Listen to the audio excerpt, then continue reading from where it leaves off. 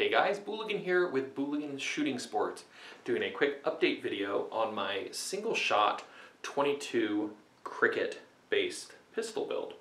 You'll see since the last time I had this, it is substantially shorter. We'll take a look at that starting at the front and working our way to the changes that I've made at the back. Originally, this came with a 10.5 inch barrel, I believe. I think it was 10.5 inches. I had it cut down to 6 inches and rethreaded in the appropriate half by 28 threads.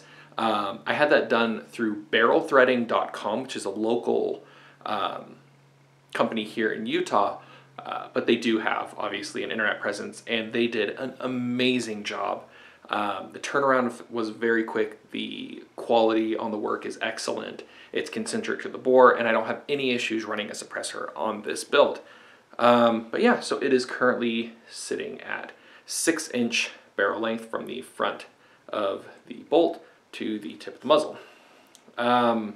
In general, I'd be running this suppressed, but I don't want to shoot my fingers off, so I just added a quick A2 style flash hider, just to kind of keep my hands free of the muzzle, which does come a little bit short of the chassis.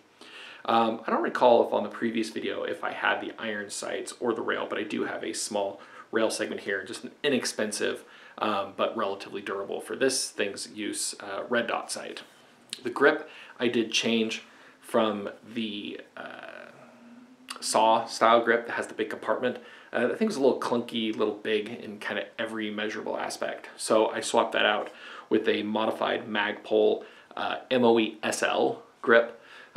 So it is quite narrow, doesn't have any compartment in the bottom, which is unfortunate, but we'll get to a new compartment that I created in a bit. But I did have to cut off the back strap portion of that, but it does fit quite nicely in there. It is obviously a little tight around there, but it works just fine.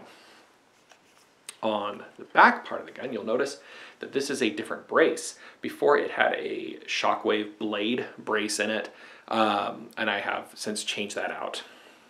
I did keep the original folding hardware, but I did just put a little material to shim in there, and that took up some of the wobble that had.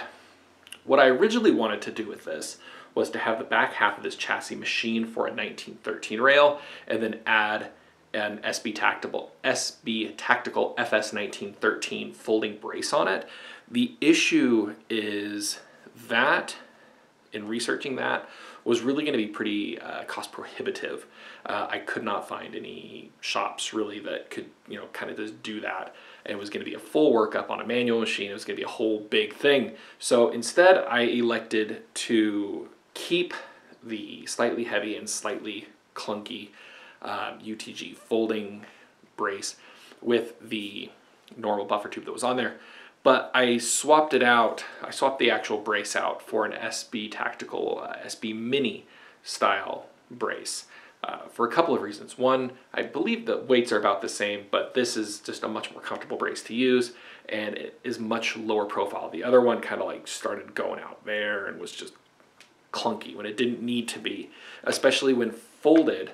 It would interfere with your hand. You could still technically shoot it while folded, but it would kind of be pushing up against your hand. But now that's not an issue at all. You clear completely. This whole package is very small and very tidy.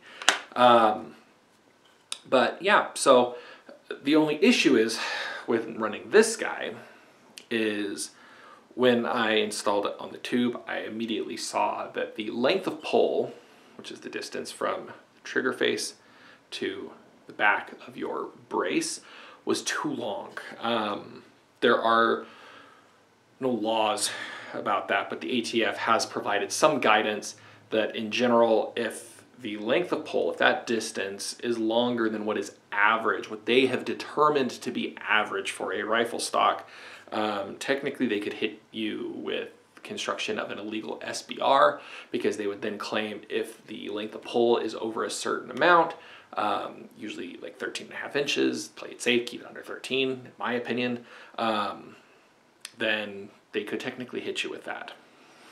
So what I ended up doing is cutting off the back of the buffer tube.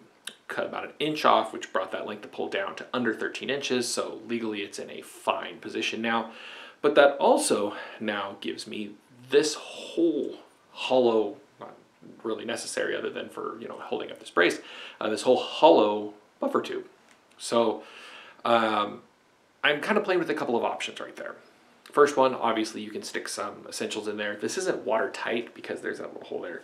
So this isn't watertight, so you don't want to have anything you can't possibly get wet. But you could, you know, put it in a bag, seal it up, vacuum seal it or whatever. You could put some survival essentials in there.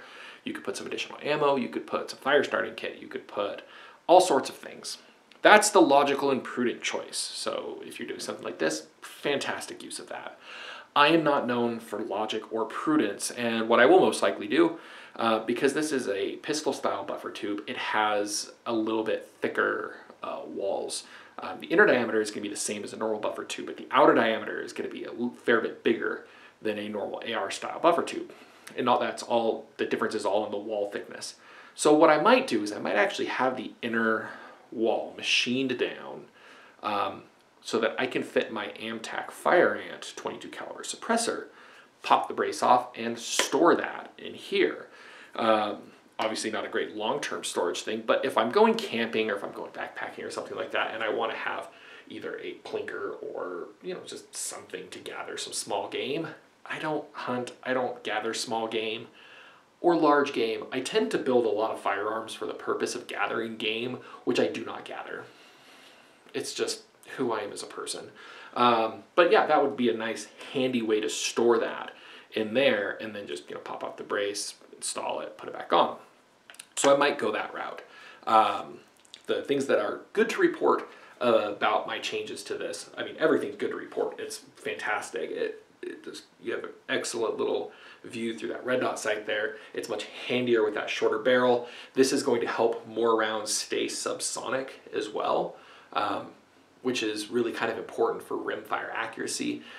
You lose a lot of your accuracy when the round goes from supersonic to subsonic, so that transonic kind of causes some fluctuations as it goes. So if you can keep it subsonic, one, you will have a quieter firing firearm, and two, you'll in general have a more accurate and more predictable firearm.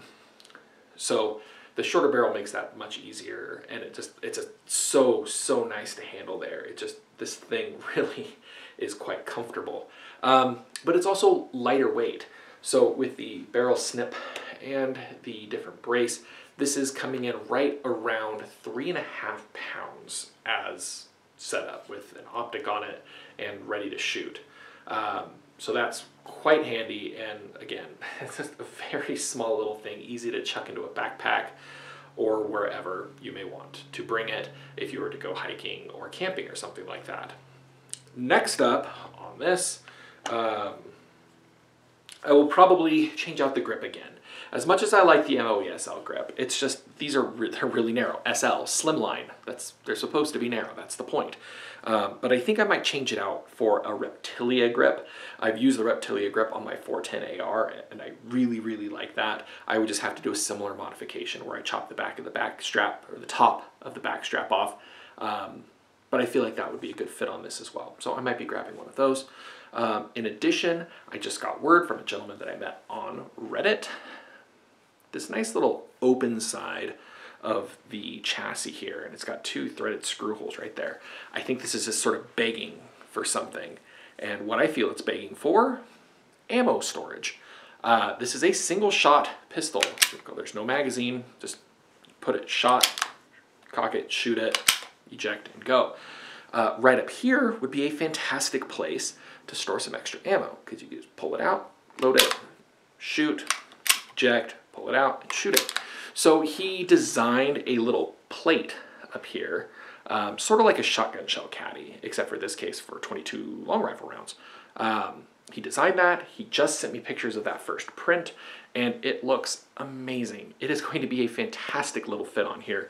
It's so good that I really want to get him in touch with the nice folks over at Crickett, because it is a good enough product that I kind of sketched up, but he did all the work. He designed it. It just looks amazing that they may want to actually sell that thing for Crickett alloy users, because it has these threaded holes on both sides. This thing would be reversible that you can mount it on either side. So I'll probably be passing his information along to them. But yeah, that's sort of the quick updates on this build. It's a lot of fun. I really like this thing. I really like how it turned out. And it'll be great once we get out of this quarantine and I can get a haircut and stop working on weird projects like this. That's basically what I've been doing in my downtime. And we can actually, get out and shoot it a little bit more and just see how it runs. So stay tuned for some further updates on that, some further shooting tests. I'll do an update when I get that, that additional ammo storage on the side. And if you guys need any barrel threading work, I cannot recommend enough. I cannot recommend these guys enough. Barrelthreading.com. There will be a link in the information section in this video. They did a great job with this. The one thing to note, you definitely do need to contact them before sending them off anything. They do not have an FFL, so you just have to send them barrels. In my case, I had to tap the barrel out of the action so they could have that on their property while I was not there. But yeah, did a great job. Their prices are great and their turnaround's amazing. Really cool guys. I think we're going to be doing a lot of other projects because anyone that follows this channel knows that I tend to chop the barrels off of things and I frequently need to get them rethreaded, and that's been a kind of a pain in the butt for me sometimes. But having a local company that does an excellent job at an inexpensive price, it's a no-brainer for me. So that's going to lead to some more very exciting projects. So stay tuned for more on this build and of course all of my other builds. Stay safe out there, stay healthy, and stay tuned for what we have coming on next.